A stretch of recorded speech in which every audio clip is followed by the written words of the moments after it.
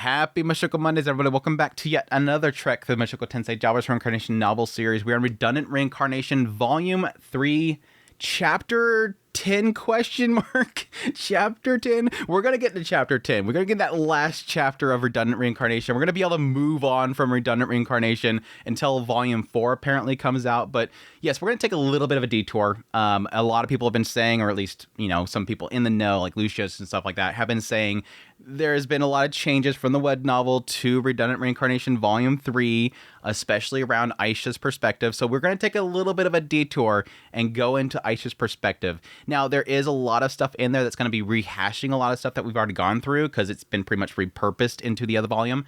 But there's a lot of little nuggets in here. I kind of was sneaking a little bit of a peek in it, and I'm like, okay, I'm already seeing some stuff that I kind of want to get into that's sort of giving us, maybe not getting the answers that I need quite yet as I've seen. It's sort of still at least evolving Aisha's character a little bit that I'm actually kind of fascinated to get into. So that's enough for me. If I can see at least something that we can dig into and we can start chewing into, it's enough to get into. But before we do that, hey chat, what's going on? Thank you guys for dropping by for the premiere. You guys are absolutely amazing. Thank you to everybody that supports the channel by checking out the videos, hitting a like button, leaving comments, just engaging in the chat, all that stuff. It means a great deal to me. You guys are absolutely amazing. But yes, most importantly, greatly appreciate everybody that supports the channel monetarily through Patreon, tips, links, super thanks, memberships, all that stuff. It's you guys that keeps the lights on, keeps this going, and I greatly appreciate it. Last week, Spud Monkey with 14 months at this point. Thank you for your long-time support. Rose Moist, as always, chucking those supers. Super after super after super. Thank you so much, Rose Moist. It means a great deal to me. Sabra with a super. Thank you. And Inferno Torch with a big super. Thank you so much, Inferno Torch, for your long-time support. But with that said, let's get into it. Web novel, Chapter 5, Aisha. Just Aisha. Aisha Greyrat was a born genius. By the time she became aware of her surroundings, she could already understand words. Not just words, she could easily imitate anything her mother taught her. She quickly grasped the reason behind every action she was told to do. Cleaning, laundry, language, mathematics, history, geography, science. Aisha absorbed knowledge like a sponge. Yeah, as I said before, a lot of this stuff is going to be rehashed. So far, we've gotten pretty much everything that we've had before. Here's where things shift. Even after the teleportation incident, her brilliance remained unchanged. She and her mother, Lilia, had been teleported to the royal castle of the Sharon Kingdom. Because they were acquaintances of Roxy Magurdia, they were captured by Pax Sharon and forced to work as maids. Aisha was still young, but Pax didn't care about that. Yet, in a twisted way, it might have been for the best. The other maids of Sharon, who were also victims of Pax, sympathized with Lilia and the small, helpless Aisha. Despite their sudden appearance, they were all treated well, especially Aisha. Everyone pitied her circumstances and taught her all sorts of things. Here's the part that I glanced at, and I'm like, okay, this is getting interesting. I mean, right here so far, we're kind of getting a catch-up of sort of her entire life from this moment.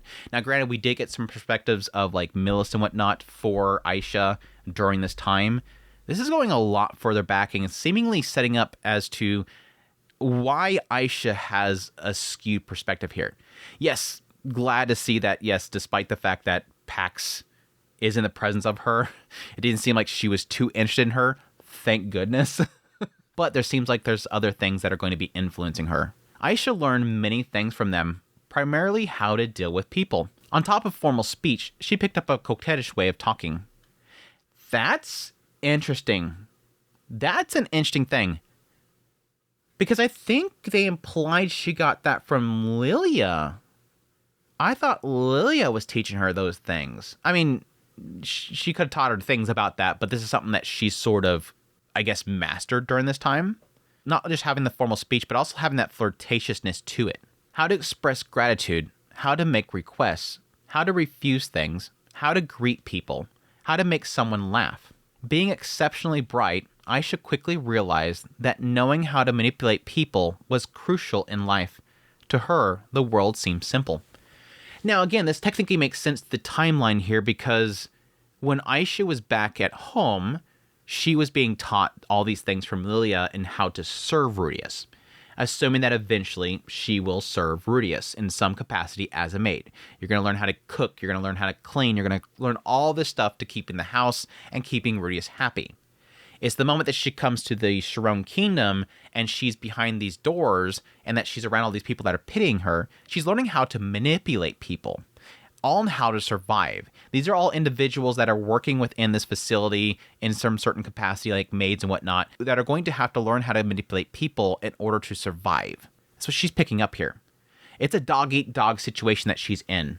This is a dangerous environment that she's in, and she's learning how to navigate that in some way, and it seems to be through manipulation. Being exceptionally bright, Aisha quickly realized that knowing how to manipulate people was crucial in life. To her, the world seemed simple, and I can see her getting that mindset if she's able to quickly manipulate people. And that comes from like a childish perspective and the idea that all I have to do is look cute and I get what I want.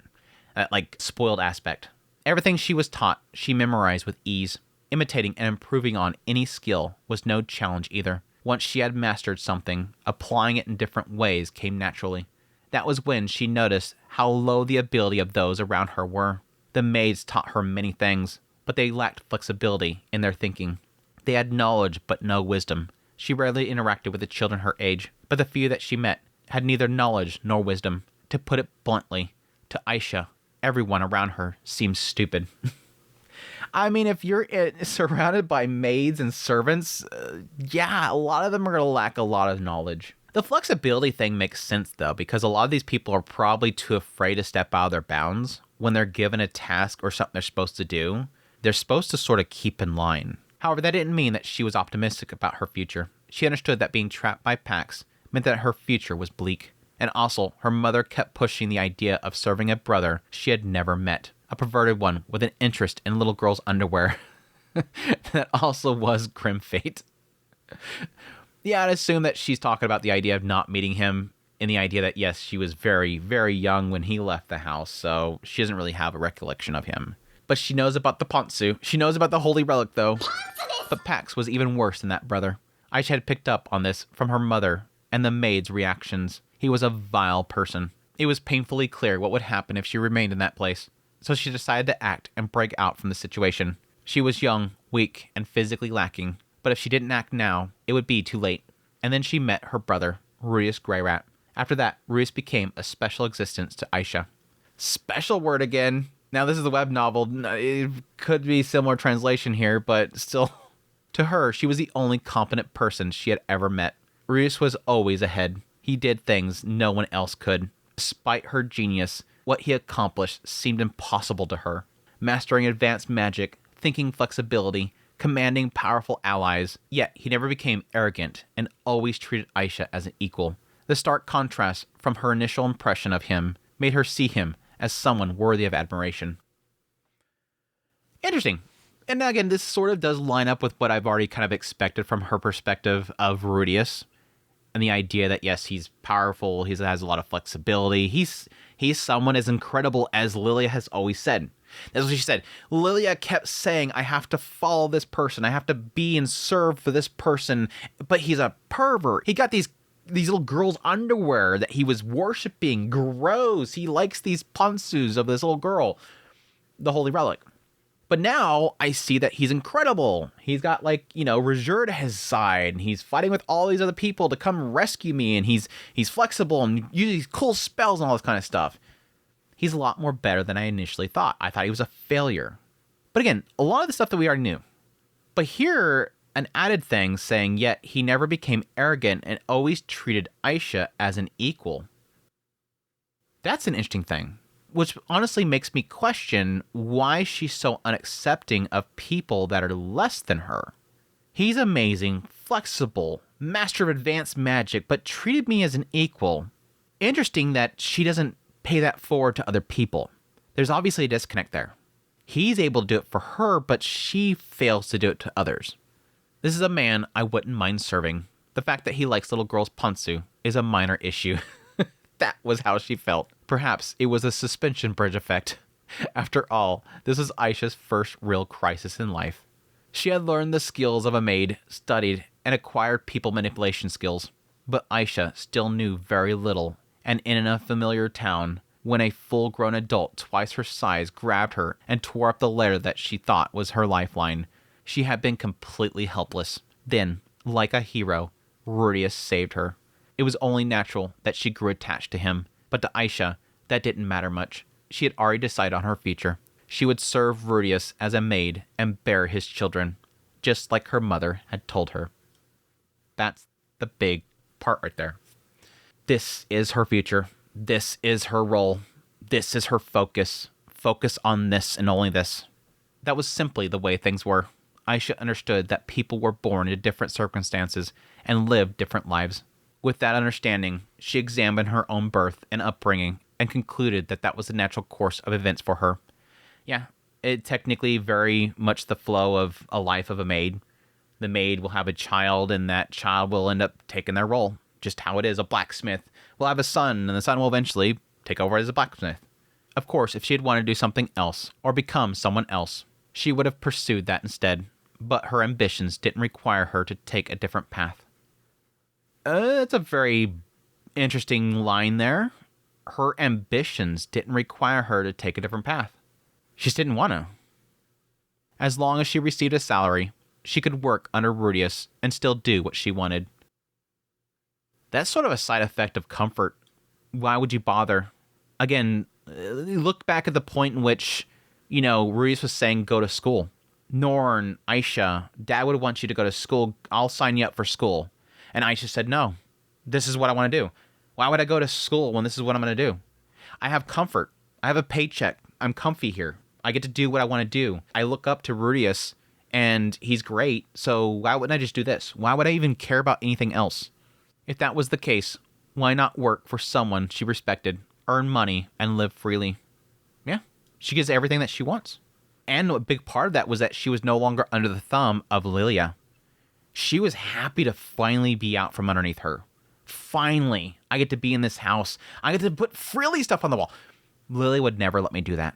It's so funny that from my perspective, I was saying, Rudius, please push her away. Tell her to go seek a life somewhere else, not constantly be under your shadow. But for her perspective, this was something new. I finally get freedom. She was finally getting a taste of freedom. That was the conclusion she came to. And since she had more than enough ability to make that future a reality, it came true without much trouble. From then on, Aisha lived as she pleased. She handled chores, cooked meals, grew plants, and decorated the house with cute things. Growing plants in particular fascinated her. Soil, seeds, sunlight, water, combining different factors to create an ideal plant was an intriguing challenge. Never got the Groot juice, though. Never got the Groot juice. Even if the conditions were identical, the flowers wouldn't always bloom the same way. Growing unknown plants was often unpredictable, but never entirely without logic. There was always an ideal combination that would make them thrive. Yeah, there was a lot of emphasis there when she first started doing flowers and stuff like that of how fascinating she found it, which I did find was like one of the first moments where we seen that she had something of value that she uniquely was going after. And finding that combination was what made it fun. Most importantly, plants never complained. Aisha always disliked people who complain without reason. They always dragged others down. Before she knew it, she had started judging people based on their abilities. She liked competent people. She disliked incompetent ones. Which makes me wonder how she stomached being around children for so long, because that's literally how they grow, is having a lack of experience, failing a bunch, and learning as they go, and complaining about stupid things. The only exception were those who, despite their lack of ability, still managed to achieve results. That was the kind of person she had become. Among everyone, Aisha respected and admired Rudius the most, not in a romantic way, but in a twisted, distorted manner. It's that twisted word again. That word Andrew loves, that twisted word. Which again was why I wanted him to push her away a little bit. It was the most warped part of her personality, one that had been ingrained by Lilia. A little bit of grooming. No matter how much Aisha excelled, no matter how much she achieved, Lilia never rewarded her. Yeah. From Lilia's perspective, it's you're doing what you're supposed to do. Again, from a maid to master mentality, the master doesn't praise you for doing what you're expected to do. Why would she praise her daughter? Don't give her that expectation that you're going to be rewarded because your role is to do that. Ugh. Instead, her mother always told her to prioritize Norn and to prioritize Rudius. As a result, Aisha developed a habit of discrimination.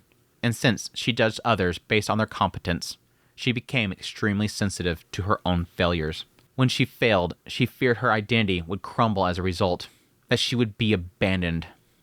Addis moment. It's like an Addis moment right here. Don't abandon me. So Lilia never praised her, never rewarded her, which again, can totally see that from a perspective of a servant master thing that she's seemingly setting her up for. But also, always prioritized Norn and Rudius. And yes, we got a sense of that with the whole Norn thing and the idea that she's supposed to like always see Norn as above her, which became even more toxic with Millis and her grandmother. That stuff is horrible, and it's definitely going to skew her. And it's saying right here, as a result of it, she developed a habit of discrimination. I guess I see that. I guess I technically see that. There's no reward structure there. Always seek out these who are above you. Rudius is acknowledgeable by her as above her. Norn is not so much. That's the key thing there. She's not allowed to criticize Norn. She's never praised for what she excels at. She can serve Rudius. That seems perfectly fine. But now she has a skewed mindset and an inability to sort of not discriminate against other people who fail.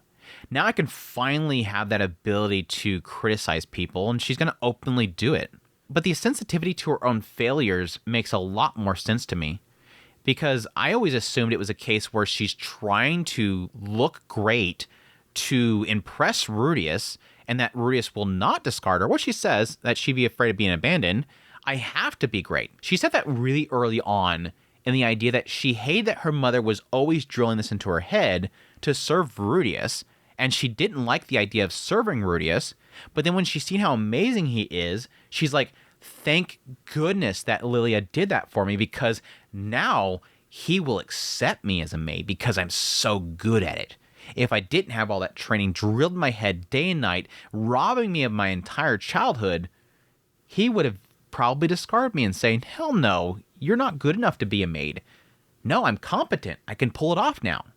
But I wonder if a part of that whole failure there is an element of not looking like Norn, who she, what I would think, hate having to look up to, hate having to serve under, because she's incompetent. So she always tried to immediately cover up her mistakes. Sometimes she even shifted the blame onto others. Interesting. Still, the emotions she developed while living as Rudius's maid and sister were real. She felt joy, loneliness, anger, and sadness, just like anyone else. I think in those early moments of Norn and Aisha first moving in, there was a lot of all that. There was a lot of all that. There was a lot of things that were festering that were finally brought to the forefront. Obviously, the biggest one was the whole situation with Millis. What she went through there, not being seen as a sister. But when it came to evaluating others, her standards never changed. She always judged people by their abilities, and she never understood what it meant to love someone. She didn't understand the feeling of liking someone for no logical reason. She didn't understand love. We're going to get right into Norn, aren't we? We're going to get right into Norn, aren't we? For Aisha, there was two events that became a turning point. Sorry, chat. The first was the birth of Otis Greyrat. She had already assisted in delivering Lucy and Lotta, two daughters. Witnessing life being born had always moved her. Wow, that's amazing, she thought. It wasn't a profound emotion, but it was definitely there. However, when Otis was born, it was different.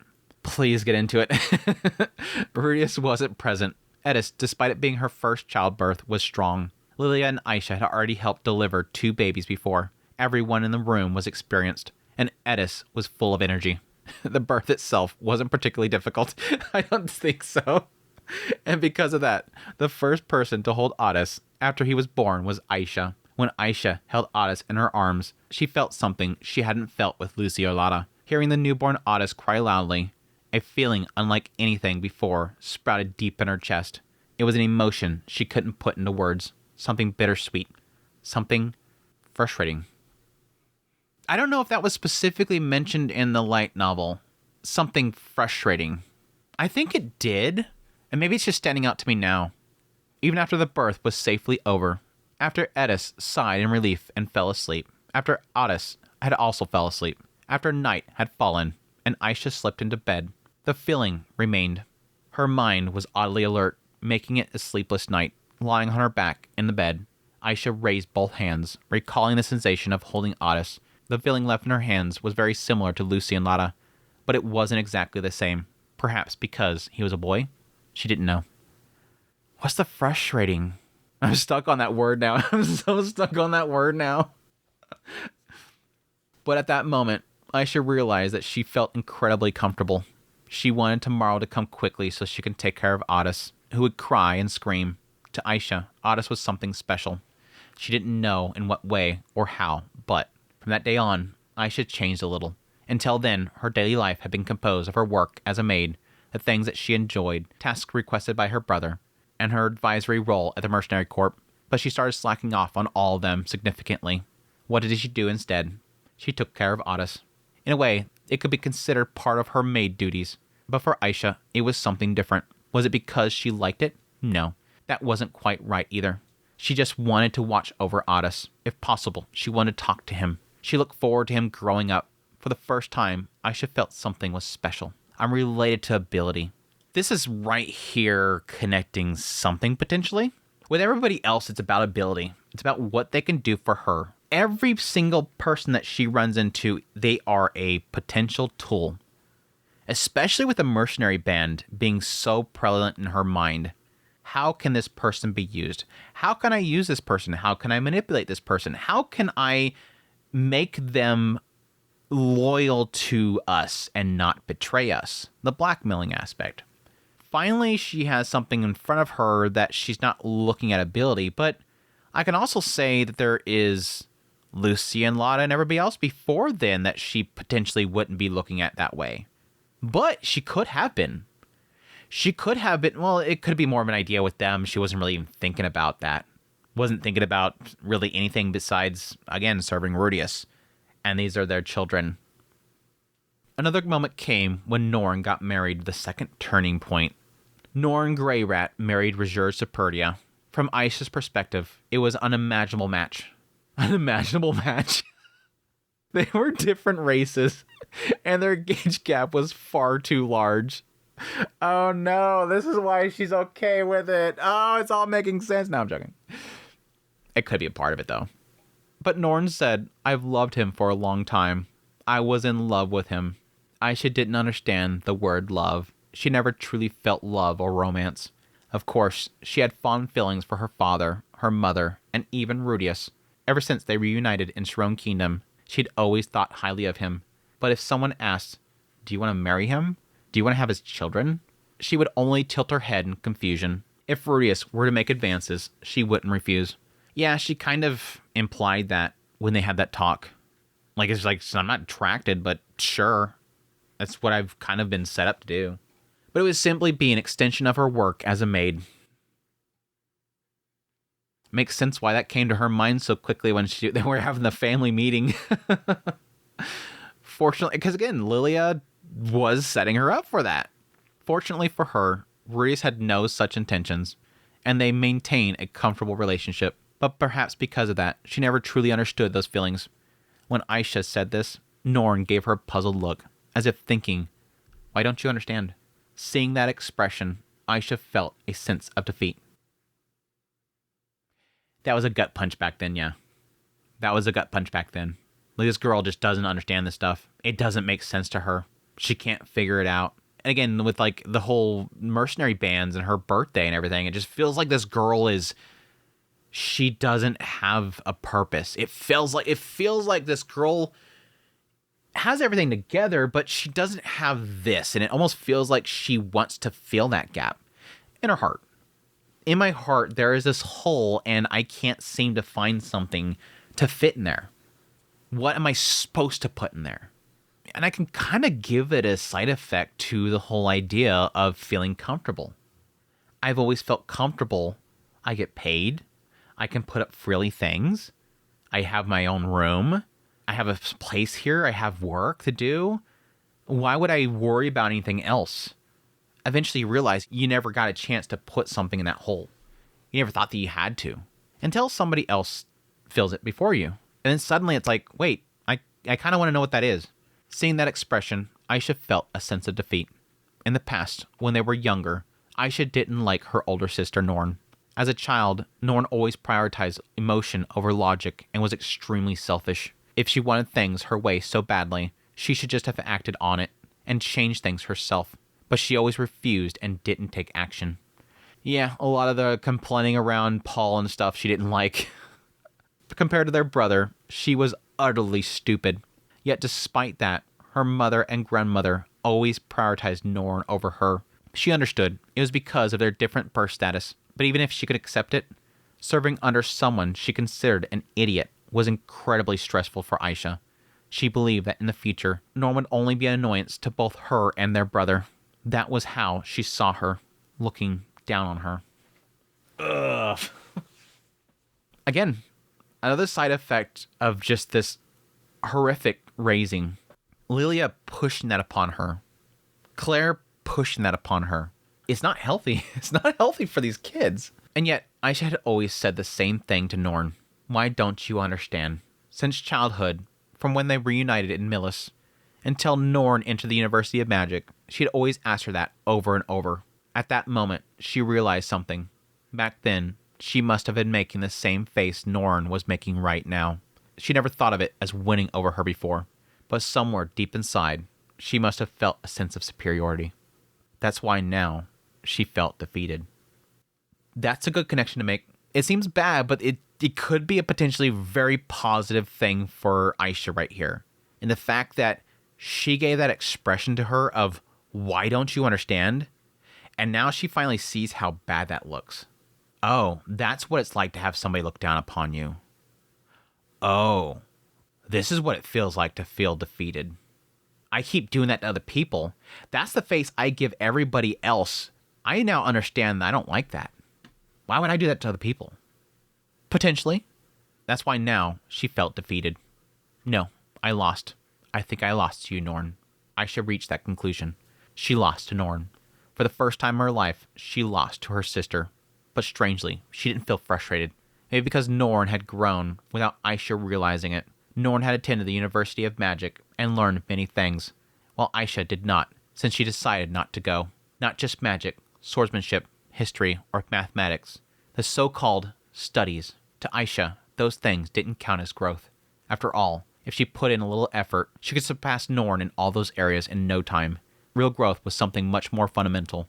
Norn had joined the student council, met many people, and as a result, I think it was going this direction, so I want to keep reading. As a result, learned to listen to others. She started to become less and less selfish. She learned to make logical decisions rather than just follow emotions. This is a connection finally, but she didn't completely discard her emotions. At times, she could listen closely to those younger than her. Almost like Rudius. I was like, I way back up here, I'm like, I think it's probably going to get into this, so I probably don't want to jump the gun here, but this finally connects why Aisha pushed so heavily on exiling herself specifically to go to school. Because a lot of that in the previous chapter that we got into was talking about the idea that Aisha wanted to be exiled. Aisha wanted to be mutilated down there. Aisha wanted to leave her child. Aisha wanted to do this.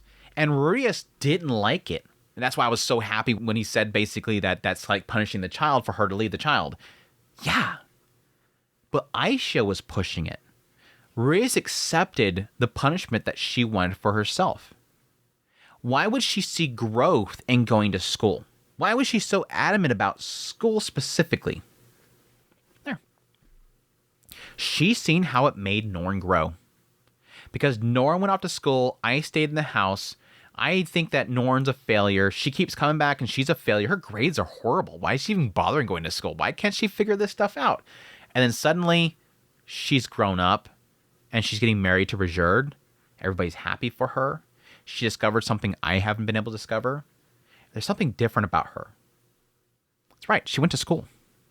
She learned something there. Norn had grown without her even realizing it. And I think this is important for Aisha's growth and potentially going to be the bridge to the next part. Specifically, the idea that Norn, who used to always be selfish, Dad, no, I don't want to leave Dad, no, bring me with you to Begrick Continent. Aisha's going, you're crazy. You want to go to the Begrick Continent with him? You're going to be a burden to our dad. Why would you want to go there? Gosh, she's always complaining. Dad's trying to find the family and she keeps complaining. Oh, she's so unbearable. Roger, take us north, please. I want to get to Rudius, get away from this family, quick as possible.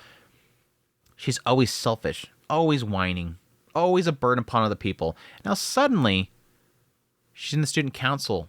She's learning things, but most importantly, she understands people younger than her.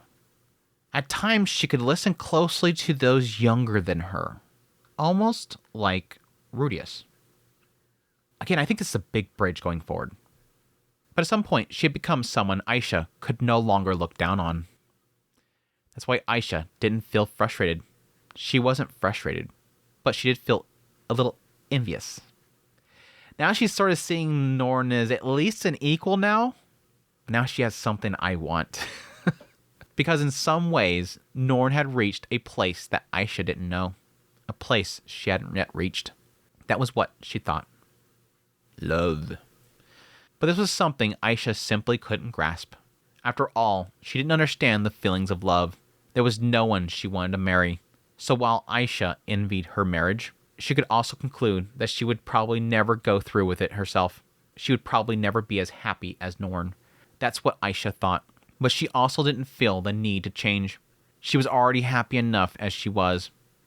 And yeah, this is sort of what I came to the conclusion of. It didn't seem like she was going to push or pursue that whole thing. It really did kind of feel like that could be her result. I just don't think I'm ever going to do it. It's fine. Whatever. I'm happy enough. She didn't see any reason to change. And so, life went on peacefully, as always. She continued her work as a maid, took care of Otis, checked in on the mercenary corps, and fulfilled any requests from her brother, the same routine as ever. Surely, days like this would continue until the day she died. Even when Lucy, Lotta, and Otis got married, even when Lilia and Zenith passed away, even when Rudius himself was gone, surely she would never marry, never change, and continue serving House Greyrat as a maid. And that was fine. That's what she thought. But deep inside, she knew, surely, unless she learned to love someone, she would never find true happiness. Unless she broke free from the past. Unless she stopped judging people solely by their abilities. Otherwise, she wouldn't have gone to Norn and asked, what does it mean to love someone? And that's probably why I want to marry you, Aisha. When Otis, the one person she never judged based on ability, said those words to her, she found herself shaken. Seems to kind of place it as simply a 1-2 punch. I don't think I'm ever going to have this, but I kind of want this. It does feel like a little bit, like there's a little bit in here of like trying to deny her own feelings. Like, I'm never going to have it. It's never going to happen. Never really going to ever happen. But yeah, there's a little bit in here saying, unless I can, I don't think I'm ever going to find true happiness. She would never find true happiness. That right there tells me that she wants it. It's completely counter to everything before then, where it's literally saying, I've accepted this thing. I'm happy. I'm good. It's fine. Never going to figure it out. Would never find true happiness tells me that there is a lack of something, that she's never going to be truly happy. It leaves the door open. And the second punch would be basically the idea that somebody that she doesn't judge based on ability saying this. The door's open, and he just slipped into it. Somebody that normally I let pass by all the time, never judge, never kind of scrutinize for being nearby me, suddenly just walked in that door. And I'm guessing at this point, the special is going to be simply someone that she never judged based on ability. Someone that she just wants to be with. Someone that she just accepts and wants to be around. Unlike everybody else that's not special. Now, Rudius was claimed as special as well. Again, somebody that is incredible. Aisha was flustered by Otis's confession. She didn't understand the feelings welling up within her. She kept asking herself over and over, what is this feeling? Otis was special. No matter how much he failed, Aisha could never bring herself to dislike him. If someone else made the same mistake, her opinion of them would drop to the lowest level. But Otis was different. Again, never judged him. Of course, the same applied to the other Greyrat children. I was wondering about that. If Lucy or Lotta failed, her opinion of them wouldn't drop completely, though it would lower. A little. Again, I was saying this before. Why Otis? Why and again, we didn't really get to see her interaction with the other children, but my assumption there was that Otis was the only one that she was perfectly fine with him failing all the time, even though she's so nasty to people when they do. Otis was special. And right here, special, because even amongst the kids, he doesn't lower. They do, a little. But Otis was the exception. When he failed, Aisha didn't think less of him. In fact, at times, she thought even more highly of him. Of course, when he succeeded, her opinion of him rose further. Special. A rise in evaluation, regardless of ability. In other words, liking someone unconditionally. Unconditional affection. Love. Perhaps this was love. A rise in evaluation, regardless of ability. Liking someone unconditionally. Unconditional affection. Love. Going back a little bit here. When he failed, Aisha didn't think less of him. In fact, at times she thought even more highly of him. I do find that sort of to be in the terms of love, technically is a good thing. And the idea that you don't always have to have somebody that you're interested in always be perfect at things. Because I think being able to acknowledge their failures is a great thing as well. It adds value to them. It adds sort of a flavor to individuals. It's like the whole... an easy example is the klutz. And the idea of people liking a klutzy character. It's that little negative element that sort of does add a bit of flavor to the character. They're a little bit more charming because they fail at things. That's why Norn is so, like, appealing. She's got that whole klutzy nature to her. That's what the special thing about her is. Seeing a failure in a character is a positive. It gives a little bit of color to their personality. Though I do kind of wonder if part of that is her accepting it because she can step in. Potentially. But anyway, the special right here seems to be defined as no matter what, there's a rise in evaluation, an unconditional affection, love. Sort of the impression I get here is also sort of accepting no matter what. That's the unconditional aspect. I don't need a given. I don't need to achieve something by this. That's the main important thing. Everybody else around Aisha, there is some sort of value in each individual. She sees everybody as a number. Will it be a positive or a negative? Negative? Get out of my way. Is it a positive? Utilize it. This is different. I don't need that transaction. I just want to like this thing. I like this thing in my presence, no matter what it gives me. Once that thought crossed her mind, everything crumbled. Aisha found herself giving into Otis and committing the act. At first, just like she had said to Rudius before, she thought of it as practice. So there was an element there. So that was sort of there. Or was she lying to herself? Deep down, she truly believed that she shouldn't be with Otis. Rudius strongly disliked such relationships within family. So she knew about it back then? ? She didn't know why, but if she laid hands on Otis, Rudius would undoubtedly be furious. That's different. Wasn't it the light novel? Didn't she specifically say that she didn't plan because she thought he'd be okay with it? Am I misremembering that? I might be misremembering that. Besides, Otis was the eldest son, Rudius' precious child. One day, he might inherit the Grey Rat household, or, as Otis himself had mentioned, he might get engaged with a noble princess and secure the family's future. Aisha didn't find that unreasonable. She had seen such political marriages many times, in the Shrone royal family, the Holy Kingdom of Milis, and even in the Mercenary Corps. A political marriage didn't necessarily lead to misery. In fact, it often benefits both parties, whether financially or the means to prevent conflict. Once married, everything depended on the efforts of the couple. As long as they respected each other, things would work out somehow. Aisha had personally known several people who found happiness in political marriages. Yet, despite her reasoning, her body refused to listen. Once, twice, 3 times. It continued. Even when Otis started skipping school, she couldn't bring herself to scold him. She herself started neglecting her duties with the mercenary corpse to make love to Otis. At first, she thought, this has to stop. But at the same time, she convinced herself that as long as she controlled the situation well, it would be fine. But she couldn't control it. Again, so interesting to solidify the fact that she knew that she shouldn't do it. Right here, claiming that Ruius would not accept it.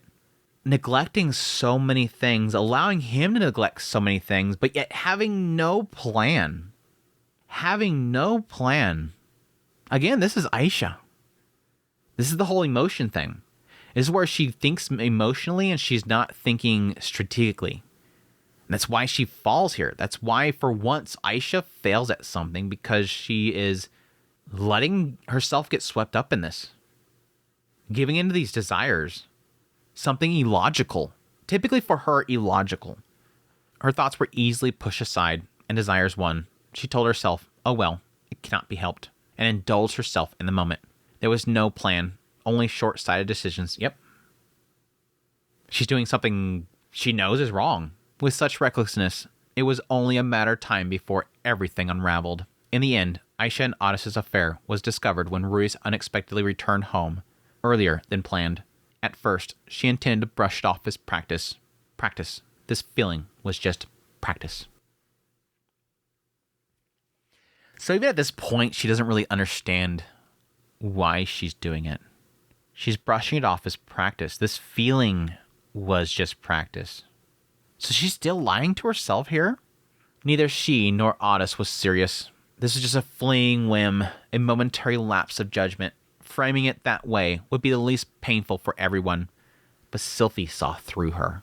Her true feelings were exposed, and in a disgraceful moment, she ended up shouting out her love.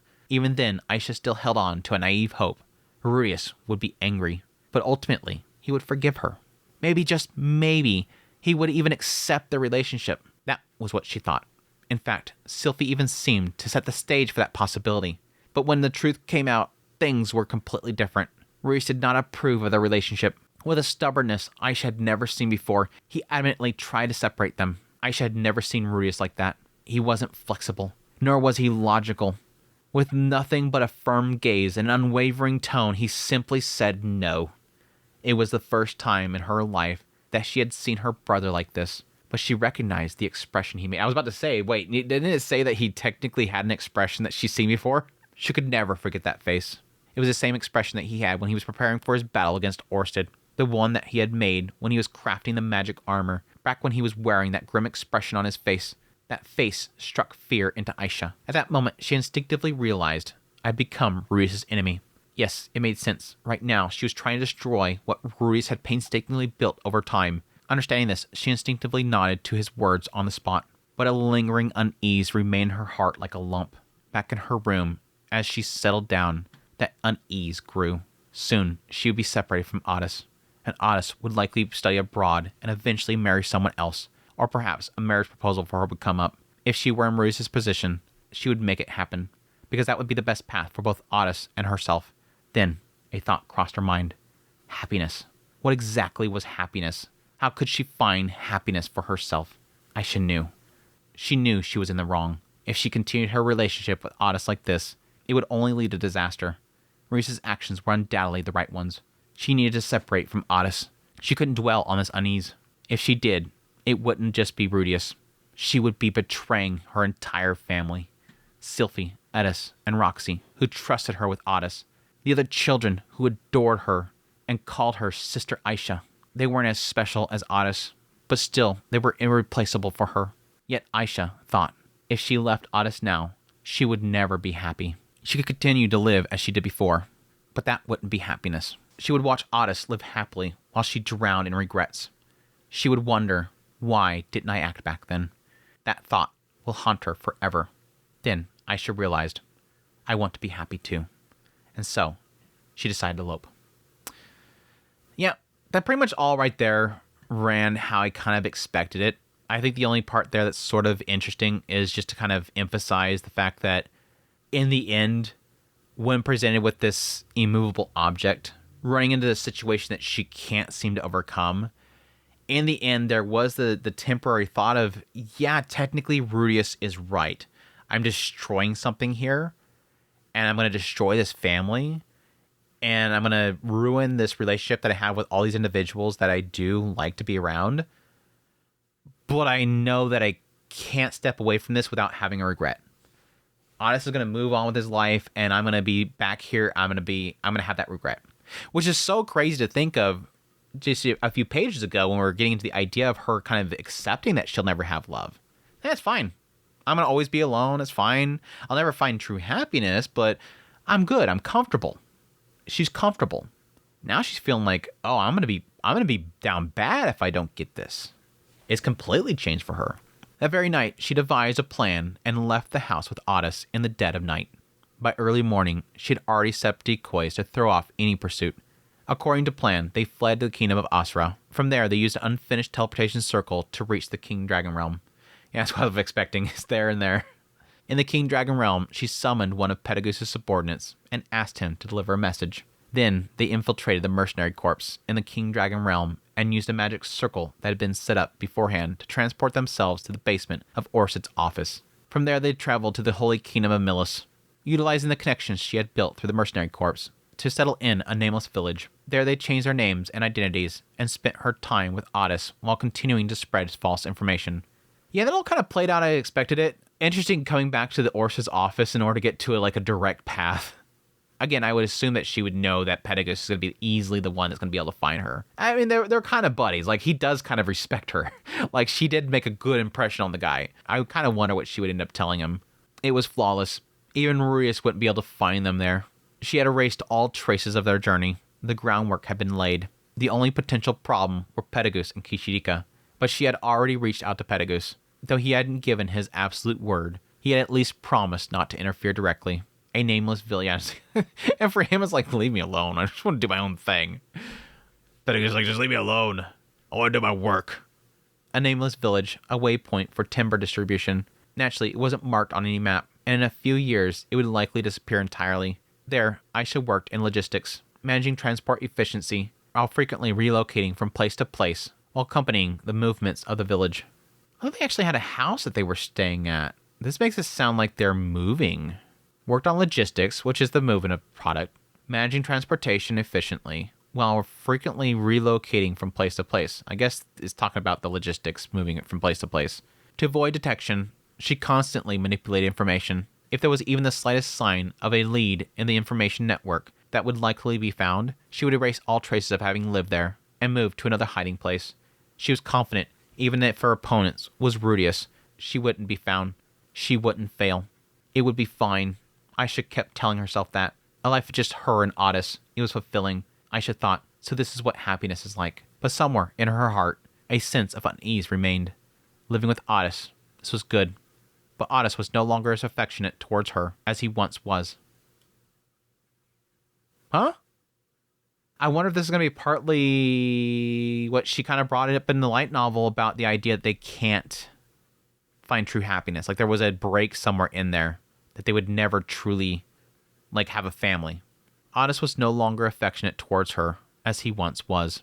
He smiled, but there was always a tense air about him, just like Rudius, just like Norn. He no longer had that warm, content expression. She was probably the same. Something about this felt wrong.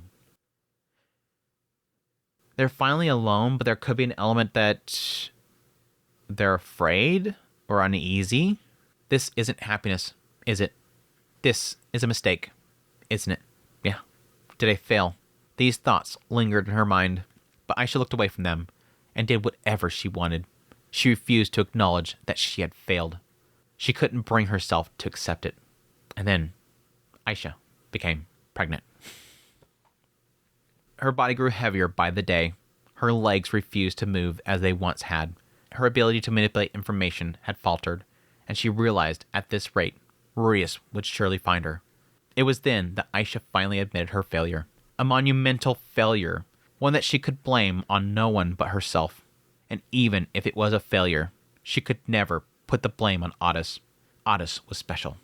Otis was beloved. There was no way she could blame him.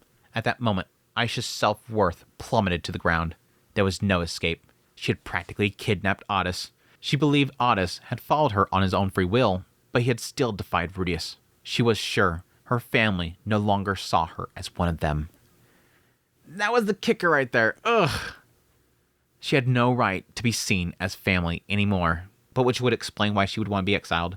And after all that, she had spent a whole year on the run and even bore a child. This was something that could never be forgiven. Aisha resigned herself to her fate.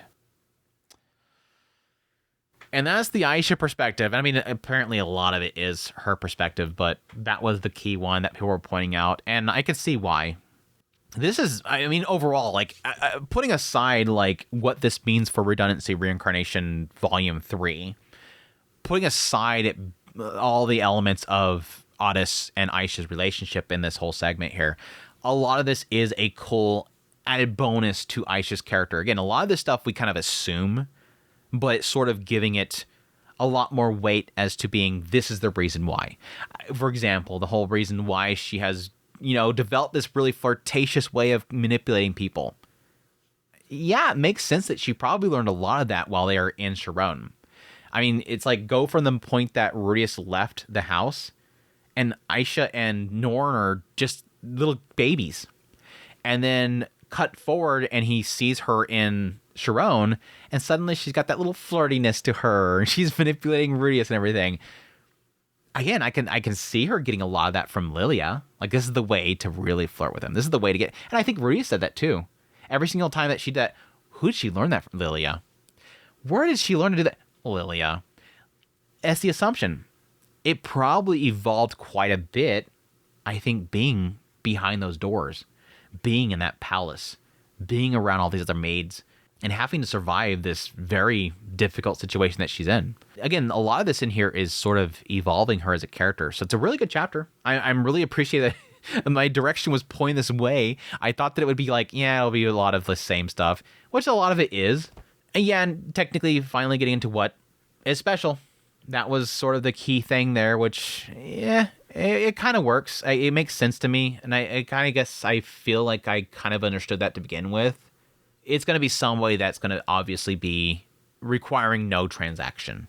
Somebody that she's not always nitpicking about. Rudius himself sort of seen that. Who would actually get with Aisha? It had to be somebody that she doesn't look down upon. Somebody that she's not constantly calculating, not constantly questioning, not constantly being disgusted by, seeing as a failure. It would have to be somebody special. That was a special. But my question mark still remains is like, why was that from moment one? I don't really feel like I got that. Why was that from moment zero, second zero? The moment she held him in her arms, why was it special then? I kind of joked about it, but I kind of still feel it. Like, was this an element of soulmate? The moment that she touched him, this is Otis the hero, and I'm the woman that was trapped in the bedroom looking out the window at him, and him charging off to clear the skies for me. Why special from the second that she met him? Why a rise in evaluation regardless of ability the moment that she first carried him in her arms? Why unconditional love? When all the others, Lucy, Lotta, all the others, she did the same exact thing. Why Otis? The rest is good though. Let's get into chapter 10. Again, I don't think I'm going to get through this entire chapter. I think it's actually working out very well. I think I can probably get through a bit of this and then hopefully find a good stopping point and then finish the rest of it next Mushoku Monday, and that'll pretty much wrap up the entire volume. I do know that there's also a letter from Refugin at the very end that I would want to get into as well, so hopefully there's something up in there. But anyways, chapter 10, Epilogue. Otis shut the diary of Rudius with a snap. Volume 29 ended there. Seeing that, Henry muttered softly, "So, in the end, Master, you didn't get any punishment, huh?" "Unfortunately, you're right. When you're that immature, they don't even let you take responsibility." Otis shrugged. "Though I was an idiot back then, I did shape up a bit after that incident. I didn't take the lack of punishment as a lucky break. Instead, I doubled down on my studies and training of my own will." "And you ended up Wind Saint class magician and a Sword Saint. I guess someone who even surpasses the North God when using magic would be amazing from a young age." Got a little bit strong, eh? Interesting. I kind of wonder what the 7 great powers is lined up with right now. I really kind of wonder what the 7 great powers is lined up with right now. Honest Grey Rat was considered a god-tier swordsman. He hadn't officially been recognized by the sword god style, but the dragon god Orsted, the left hand of the dragon god, the North god Kalman III, Alexander Ryback, and many other renowned swordsmen of the Ogre god empire acknowledged him as such. Interesting. It was the result of constant training and refinement since that day. Luckily, Red Mama trained me hard. That helped me improve much faster than normal. I've always been blessed with good surroundings. Red Mama, that's the Mad Sword King Edis, right? Founder of the Mad Sword branch of the Sword God style? What? There's a branch now? There's a branching. Technically makes sense because she was doing a lot of training of people in that area. I mean, even in the school, she was training people there. And her own style is going to be unique because she did so much training in North God style and Water God style. So, interesting. I heard she shadowed the core teachings of the style, and that she was really intense and violent. Is that true? Shattered the core teachings of it? Violent, huh? Well, yeah, there was that side of her. But as a parent, she was amazing.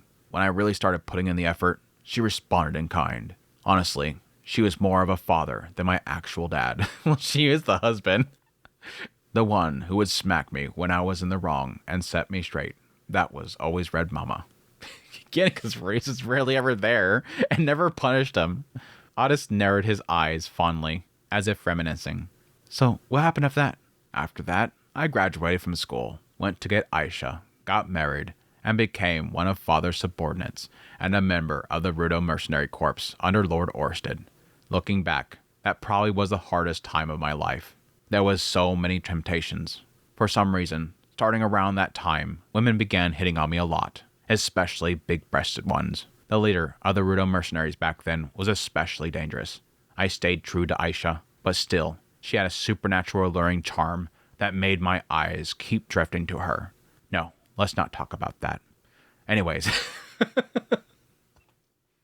this Persenna? Is it a Persenna? It would be Linnea or Persenna. I'm thinking it's Persenna, because Persenna was extra. If I remember correctly, between the two of them, she's supposed to be a little bit more. He couldn't keep his eyes off Persenna. I'd have to look back at the Vol.26. I think they mentioned possibly who was like leading a lot of that. Let's not talk about that. Anyways, while resisting all those temptations and traveling around the world, I somehow ended up as your boss. You really rushed that last part. Henry's retort was met with a flat comment from Lucilia. He's always been like this. Lucilia had known Otis for a long time. She joined Orsted's ranks later on, but their families had been very close. She knew Leroy, who was mentioned earlier, and also his daughter Fetus, because of the aging gap between humans and Superds, and how slowly the Superd matured. The three of them had been like same-aged cousins. There was a time she felt left behind, staying young while they grew up, and it weighed on her. But recently, she had come to terms with it. Yeah, it's sort of the sad reality of the whole, like, slow aging element. I mean, it's just like what Roxy's got to go through. All these beings that sort of, you know, have longer lifespans and see mostly humans pretty much outgrow them and pass away. It's sad for her. But again, these are people that she's growing up with. At some point, seeming like the same age, young mostly, and them just growing old. Tell us more. It says here you proved yourself. You challenged Edis Grey Rat to a duel. It doesn't say duel. Read properly. But I heard you did duel her. Who the hell spread that rumor?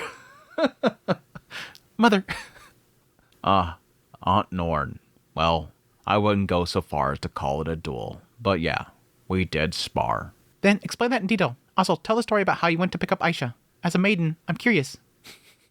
Her blunt tone made Otis chuckle. Lucilia lacked a certain degree of social awareness for her age. That's why, even with her long military record and high rank, she didn't command any subordinates and kept working as a two-person unit with Henry. Guess that from her father.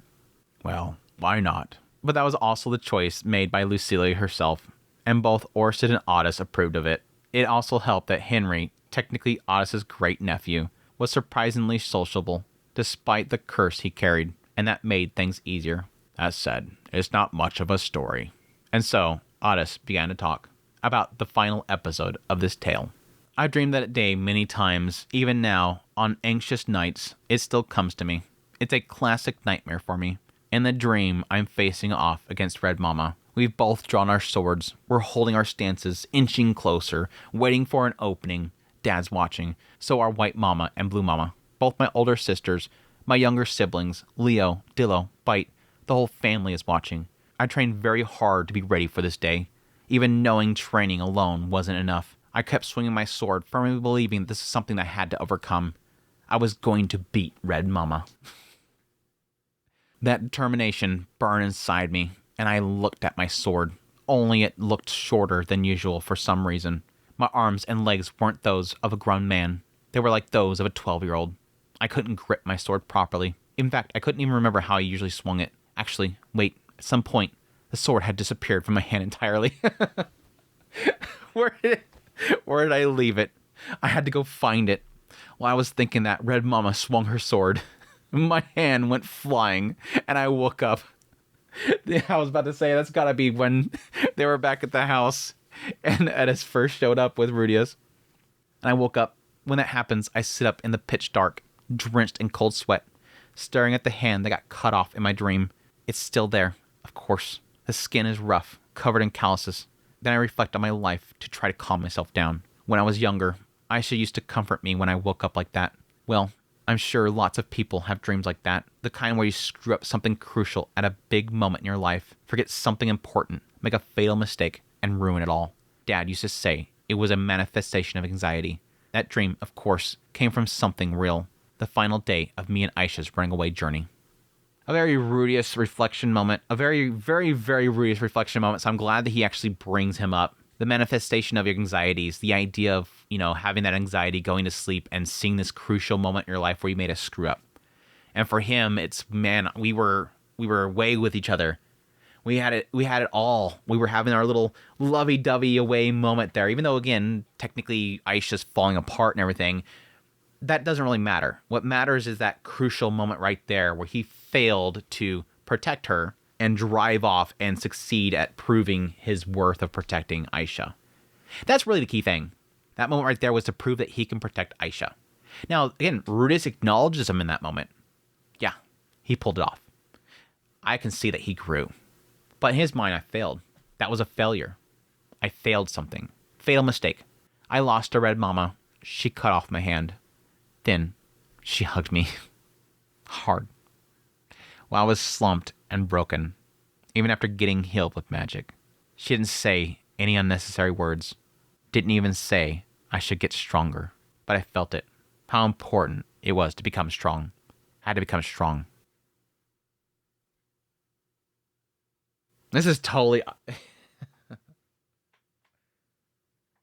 This is what I wanted from Rudius. This is what I wanted from Rudius. This is Edis projecting on her. Boy, I used to be where you were at, boy. Honest, I used to be in that same position. I failed to protect Rudius when Orsted came at us. I failed to protect him. He got impaled. I had to get stronger. I went up north and I trained for one day when Rudius would reconfront Orsted, and I'd be prepared for that day. It's important to become strong. Otis, it's important to become strong. You had to become strong. Edis wants her boy to be able to protect what's important to him. Just like she struggled to protect somebody that was important to her, Rudius. But I felt it. How important it was to become strong. I had to become strong. No, I was meant to be strong. I became sure of that when I entered my final year at Renoa Magic University. I'd done fairly well there. I had decent grades at Renoa. I studied hard, but I was never at the top. I couldn't beat Lucy, of course, but I was not even better than Lada, who slacked off their magic studies. Can't beat Lada either. Other students were amazing too. Renoa's students weren't all slackers, just sleepwalking between classes and dorms. Even if they weren't as blessed as the Grey Rats, many of them had great conditions and environments, and were growing fast. Thanks to Dad and Lord Orsted, the magic city of Shariah had become a wealthy town, attracting more and more talented and ambitious people, guys who'd never accepted losing to someone like me overtook me one after another.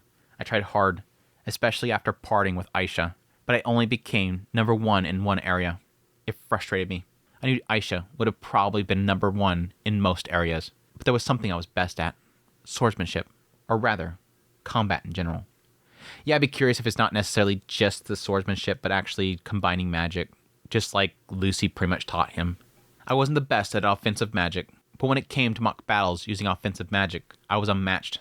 That's when I realized it. And I think probably a lot of that has to do with the fact that he has silent casting, spelling without incantations. That's when I realized it. This is it. This is what I'm good at.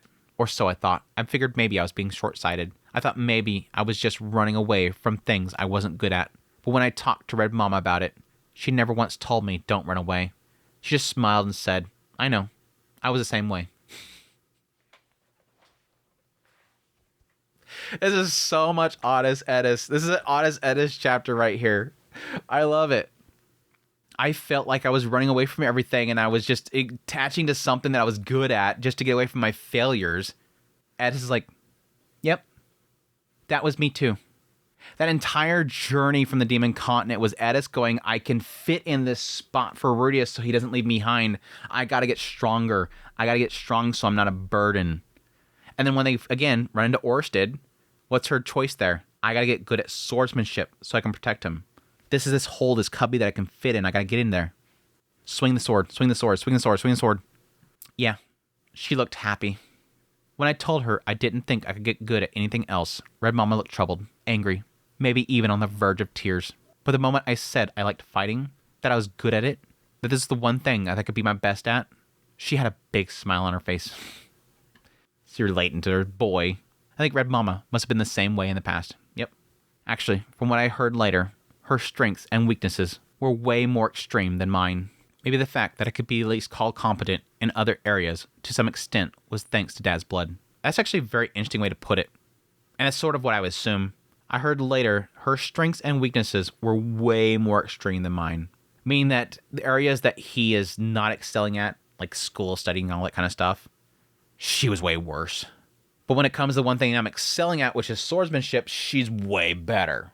So we still have the same problems, but she's much more extreme. In any case, when Red Mama said that to me, I made up my mind. If Aisha could do everything, there was no need for me to be able to do everything too.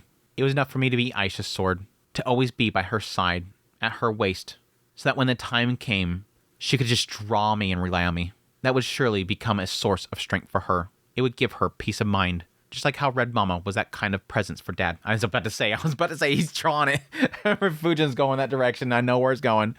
And that's why I had to beat Red Mama. Just like for Edis, when she first showed up there, she tried to find some place to fit in, eventually realizing, thanks to, Sylphie and Roxy walking up there, girl, this is your spot right here. You're the family sword. You're the turret that's going to be at that front door waiting for somebody to get him down. I had to fight and win. Maybe it didn't have to be Red Mama. But to me, she was the strongest, most dependable swordsman I knew. Sure, I had met plenty of swordsmen. In the few years after I parted with Aisha, I met all kinds of people. And truly, I think the big thing here is acknowledging that Aisha's incredible. Aisha's extremely incredible. She's good at everything. She's perfect. She's a genius. She can figure out all this stuff herself. In a lot of cases for a partnership, it's almost sort of supporting each other in different ways. And I think that's sort of what Edis has been sort of put in a position for Rudius, is being his battle aura he's lacking, being the swordsman that he lacked to be able to become. It's the same way for Aisha and Otis, is acknowledging that she's not a combatant, she's not strong. It even said that in that chapter that we went through a second ago. She's not incredibly powerful. She's weak. In that situation with Pax and everything, she wouldn't be able to defend herself. She realized I had to use my wits to get out of here, because if harm comes to me, I can't do anything about it. Aisha lacks physical strength. And so Otis, realizing that she's smart, I don't have to be smart too. She's a genius. I don't have to worry about being a genius too. I'll be strength. I'll be the sword that protects the family. I had to fight and win. Maybe it didn't have to be Red Mama, but to me, she was the strongest, most dependable swordsman I knew. Sure, I had met plenty of swordsmen. In the few years after I parted with Aisha, I met all kinds of people. Sword God Gino, his wife Nina, Water God Rada, Sword King Ghislaine, who served in the Austria Royal Palace, Master Sandor, and then Alec. These days, I think of him as a slacker who doesn't do any work. Idiot Thunder. But back then, I really respected him. He was like an older brother and a mentor I could talk to about swordsmanship. Alex turned out such a great guy. All of those people were far stronger than I was at the time. But whenever they spoke about Red Mama, there was always an undertone of, she's not someone you could beat easily. If we're talking purely about sword skill, maybe she'd fall behind others I just mentioned. But in a real fight, she was the type to swing a blade that could hit their vital points, a threat to their lives. It wasn't that she was just skilled with a sword. She was strong. I don't know, kind of given a sense of like a visceral instincts. Like the idea in a real battle, this girl is like vicious. Absolutely vicious.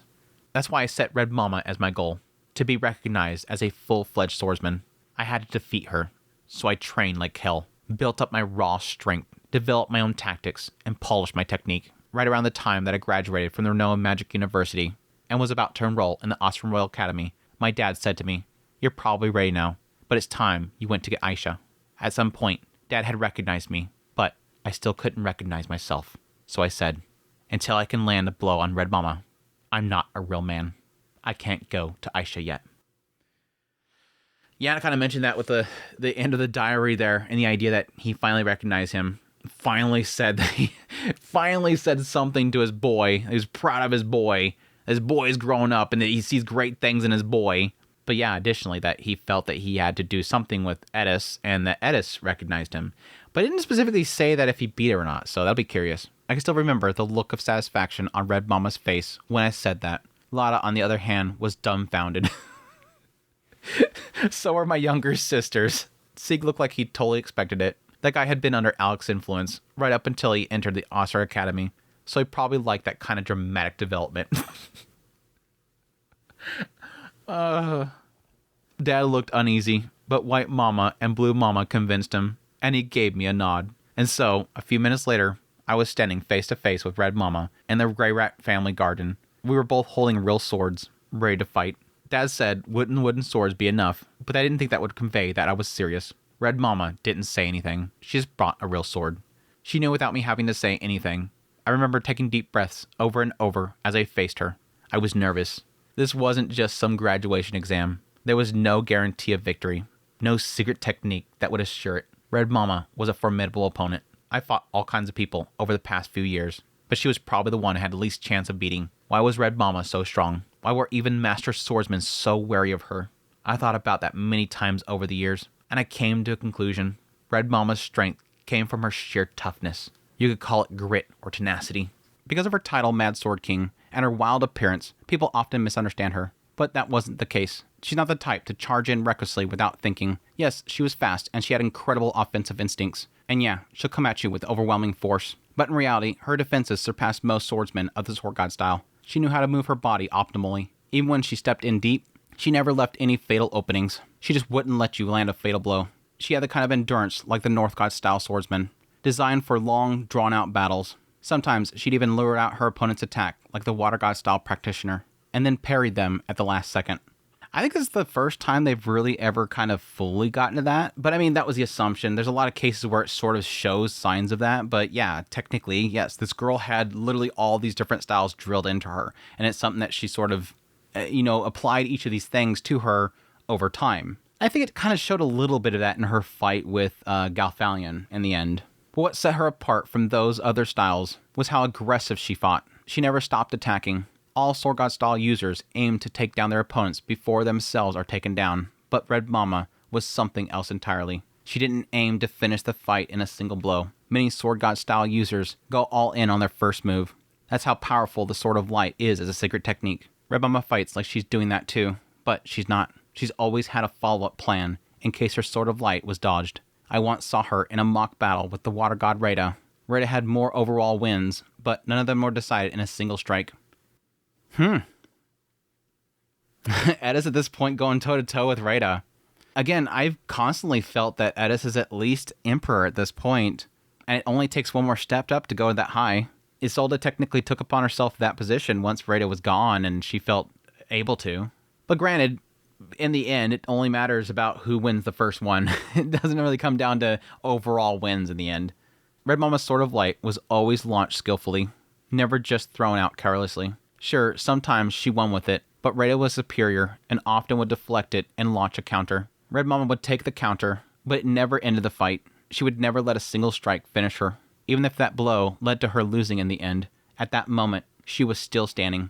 Once, she took the Water God's secret technique and remained on her feet. Which secret technique did Isolde get? Which one did she get?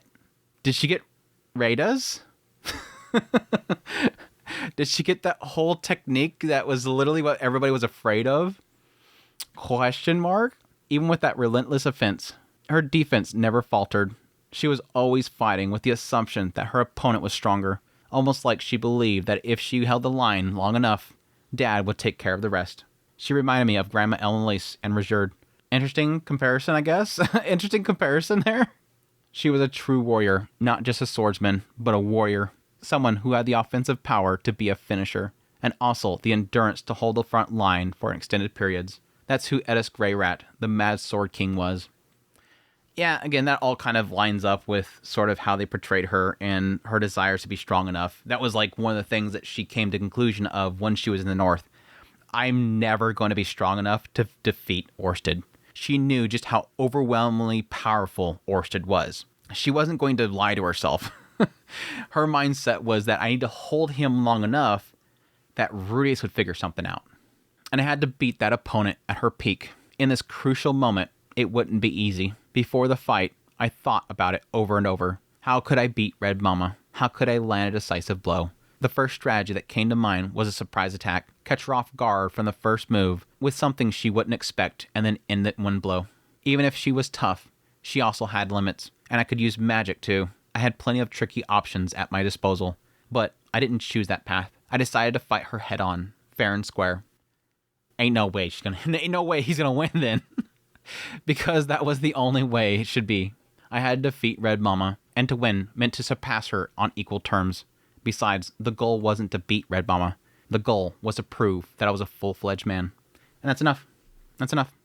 I mean, he technically was sort of doing that back at the house, but again, that was sort of like we want to forget that happened, right? We want to forget that happened, right? We've grown a lot from that point. There was a bit of an immaturity in there. It's not that it's okay to lose, but I had to choose how to fight and how to win. I had to make her accept it. I couldn't just say, I won, so now I'm an adult, and decide that on my own. She had to feel, you've grown this much. You can make it on your own from now on. That's how I had to fight her head on and seize victory. There was no way I wasn't nervous. I'd be terrified to face Eddis. I'm sorry. I still clearly remember the details of the fight. The first to make the move was me. Red Mama, unusually, seemed to be watching to see how I would act. So I decided to make the first move. I'm sure part of her wanted to see how much I had grown. That said, I think it was only a brief moment of observation. Red Mama was never good at waiting. If I had hesitated for even one more second, no, if I had waited even for one moment without attacking, she definitely would have come at me instead. Thanks to that, I seized the initiative. Using magic, I carefully pressured her one step at a time, but I didn't use magic to attack. Using wind magic to create shockwaves, I enhanced my movement and controlled my center of gravity to support my swordplay, my specialty. It was a fighting style that began as an imitation of my sister Lucy, but I refined it in my own fighting style. Unlike Lucy, I rarely used magic offensively. Instead, I used it to step in deeper and to dodge enemy attacks at the last possible moment. But since I fought at close range, my use of shockwaves affected my opponents too. Even though the shockwaves were meant to adjust my posture, it didn't only affect me, it shook my opponents as well. That sounds redundant. This repeats itself a little bit there. Without realizing it, they would lose their balance and leave themselves wide open. Once I understood this, I stopped losing to people my age, but my opponent was Red Mama. Maybe the me of today, who has fully mastered this fighting style, could have thrown her off. But back then, it didn't go so smoothly. Red Mama's core strength was incredible. Well, I would assume that she knows about this too. They're still doing practice mock battles. They're still dueling and whatnot. And he's still training under her. I doubt that he stopped training under her. I don't think it implied earlier that he's training to somebody else. I mean, I can see him seeking out other people. Potentially Alec. You know, any way that Orsted might show him. Shoot, Orsted himself. Every single time we get into one of these kid stories, I'm like, go talk to Orsted. Orsted help you out. Go train to Orsted. The shockwaves I used to regain my posture didn't even budge her. Even worse, she used my shockwaves. Interesting. She stepped in deeper, just as I used the shockwave to correct my stance, and used the shockwave I created to adjust her own posture. Even now, when I remember it, it feels like a godlike move. The only other person who has ever pulled it off was probably Laura Orsted. You'd have to completely read whether I was going to emit a shockwave or not, and lean in close enough so that it would actually hit you. If she misread it, even Red Mama would have lost her balance. I guess that's where it comes in, the idea of doing a fake out, doing a feint. Of course, Red Mama didn't do it over and over again. It wasn't like we had never sparred before. Yeah, that's my assumption. She'd probably seen this before. I had used shockwaves in those fights too. But Red Mama had only ever pulled that one move that one time. Just once. Just once, with perfect timing, she pulled it off. And with that one move, the tide turned. Even when the momentum reversed, I didn't panic. I never thought I'd win this easily anyways. Even if I started off strong, I figured she'd turn the tables on me at some point. Sounds like he's learning quite a bit from Edis, if that's the case. Don't expect to win on that first strike. That's exactly what he was saying that Edis is all about. Sword God style is all about the first time, first hit wins. She never goes by that. She's got her next step planned up. So I shifted to the defensive and continued doing the same thing carefully. I deflected her blade, dodged, stopped in when I could, and used shockwaves to recover my stance. I couldn't overwhelm her, but she couldn't overwhelm me either. Red Mama wasn't the kind to leave openings, but I had to learn how to defend from both the North God style and the Water God style. I put that knowledge to full use and endured her relentless attacks. Back and forth, neither of us could land a decisive blow. In that case, we each had to seize a chance somewhere. I read Red Mama's moves. She didn't force her way through when she couldn't fully counter and finish someone off. Maybe there was times where she would do it against some opponents, but I was sure she wouldn't do it against me. That's when I guessed that she would try to use my shockwave again. It was a high difficulty move, but if I kept doing the same thing like a fool, she probably would try to crush me the same way. So I carefully hid my intentions, waited for the right moment to set a trap. This is sort of already implying to me that she's holding back. I mean, she's gonna obviously hold back. This is a spar session. This is a duel session. She's not out to cut his head off. So there is an element here where there's always a lack of following through. But that statement right there is kind of telling in the idea that she didn't go in unless she could fully counter and finish someone off. Maybe there was times that she'd do that against some opponents, but I was sure she wouldn't do it against me. He's already acknowledging there that she's not going full out. In a duel like this, I can see it sort of being a disable the other person or at least have them at neck point with the knife. The moment came without warning, but I knew it when I saw it. Red Mama stepped in a little harder. I deflected her and countered. I stepped in a bit deeper, thinking it was the perfect opportunity, but Red Mama casually regained her posture and knocked my sword aside. This was it. I released a shockwave, stronger than usual, strong enough to break her stance rather than just reset mine. If you were expecting it, you might have barely endured it, but if you weren't, it would knock you off balance. Most people would fall or drop to a knee. Even Red Mama couldn't hold her ground. She tapped the ground twice with one foot to regain balance. An opening appeared. My sword of light shot straight towards Red Mama's neck. The fact that I realized this is dangerous was proof that I had grown. We were holding real swords. I twisted the blade's path at the last moment, and in that instant, Red Mama had already recovered and launched her own sword of light at my neck. I'm going to lose. That thought hit me. But in the next instant, Red Mama's blade dulled. Her sword, too, shifted direction. From my neck to my wrist. My mind couldn't keep up, but my body moved on instinct. By the slightest margin, my sword severed Red Mama's hand. Light reversal. Red Mama's hand flew through the air, and I was pointing my blade at her. Match over. I don't know who said it. Maybe White Mama. Over Red Mama's shoulder, I saw Dad running over, face pale. White Mama picking up Red Mama's hand, and Blue Mama letting out a deep breath of relief. Interesting. How old's this boy at this point? I'm assuming, I think they said 3 years is when the point that he actually dueled her. Because I don't think it said anywhere right here. But I think originally it said 3 years back in chapter 9, question mark? No, because that was when he learned Sword of Light, question mark. Let me see if I can find it. 4 years later, Otis was taught the Sword of Light, Saint level technique for Sword God style. His water and fire magic were advanced level. Did it have another time jump after that? I don't think so. He finished his classes and everything, then he got an approval from Edis, did a sparring match with her, where she acknowledged him, and then he headed off to Asura Kingdom. So I'm imagining he's like 16 years old, so about 4 years passed, so 4 years of training I'm guessing it was sometime after Saint level technique was gained, because I doubt he's going to take her out with just Saint. He's taught Sword of Light. It doesn't mean that he's Saint tier. It's just that it is a Saint tier level ability. I understand Sword of Light does not equal he's at that level. It just means he learned an ability from that level. I don't know, that's a bit shady. Again, a lot of this has to do with the fact that he is utilizing other techniques along with swordsmanship, which is going to be insane. Again, that's the whole idea of the magic swordsman. The idea of enhancing yourself with magic. It was literally something I was hoping that Reese would really get into. He ends up doing that through the magic armor, but something I was kind of hoping he would get into, because I think it's actually really cool. The idea of enhancing yourself with magic and not just relying on swordsmanship alone.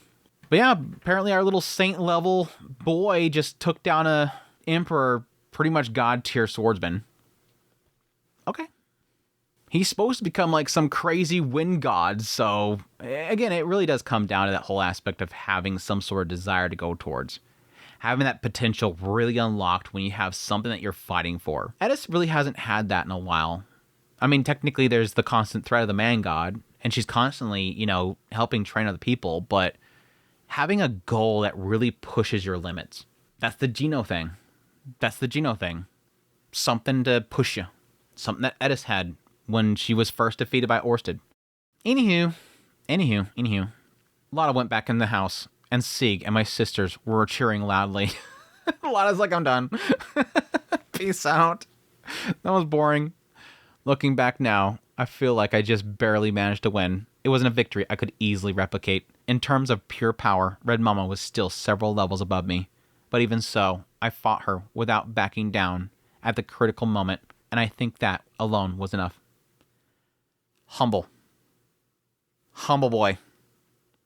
He still acknowledged right here she could totally floor me if she wanted to. And pure raw level, I just seen an opening, I didn't back down, and I followed through. I don't think I could replicate it, but it happened that one time. He's not really saying she let me win. He's not saying that, and I don't think that's really a proper thing to think about this. This was a duel. They had the standard set. I followed through. I got it. Doubt I can pull it off again, but the point is I got it. I followed through. Humble.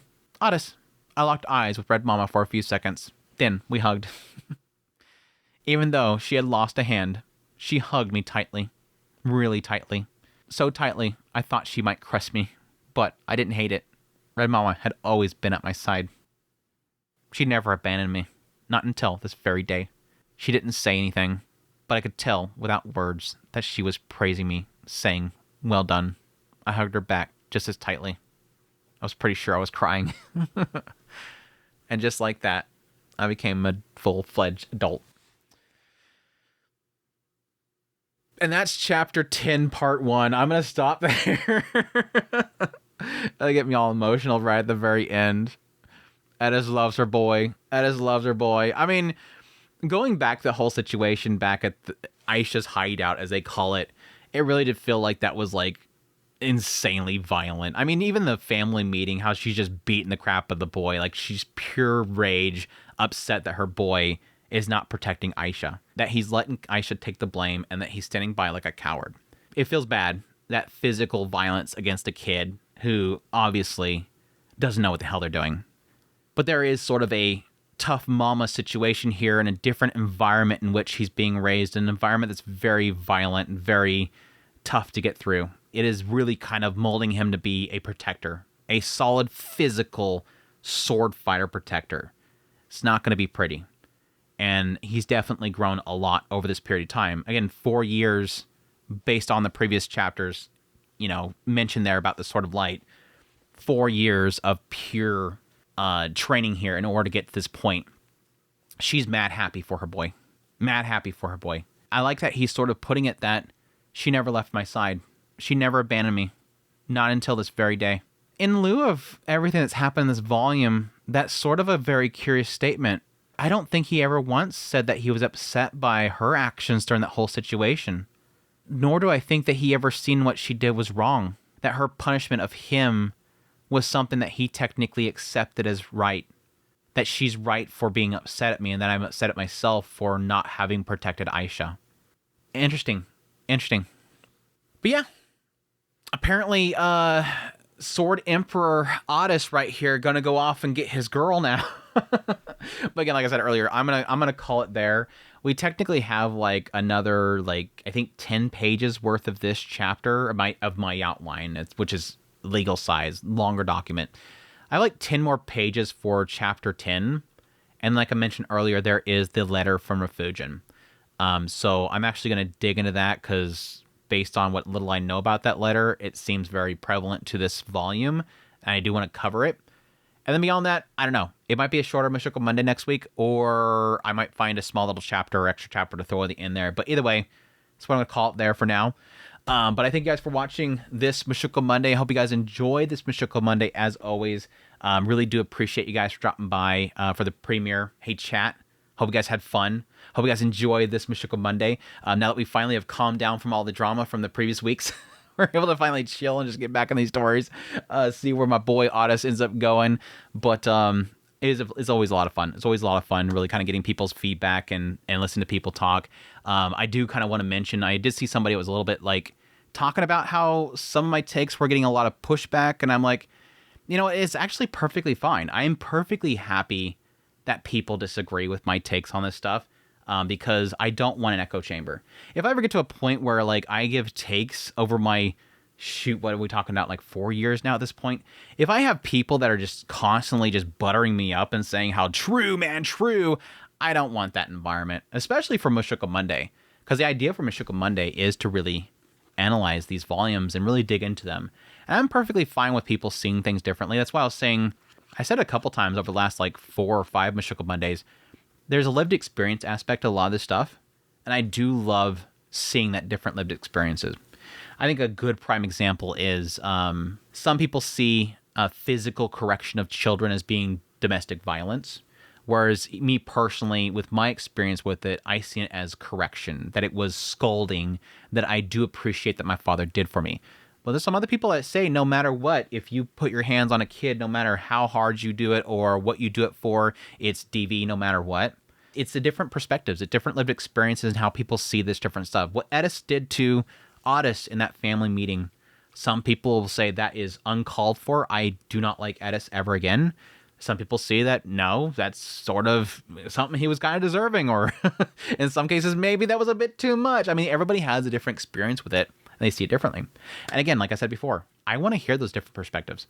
I want to hear how people see this stuff, view it differently, accepting what Ruiz did there more than what I would. I've accepted a lot of what Ruiz has done over the past. I've pretty much excused a lot of it based on this or that. But this time, things are a little bit differently. So, it is what it is. Again, I don't want echo chambers.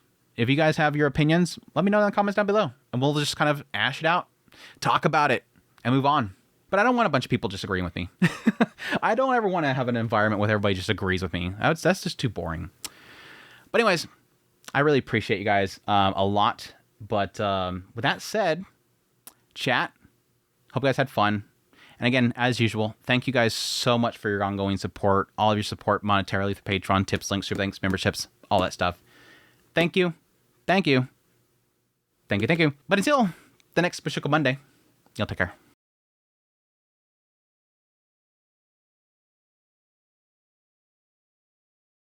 With a stubbornness Aisha had never seen before, he adamantly tried to separate them. A perverted one with an interest in little girls' underworld. A perverted one with little. She handled household chores. She handled household chores. She handled household chores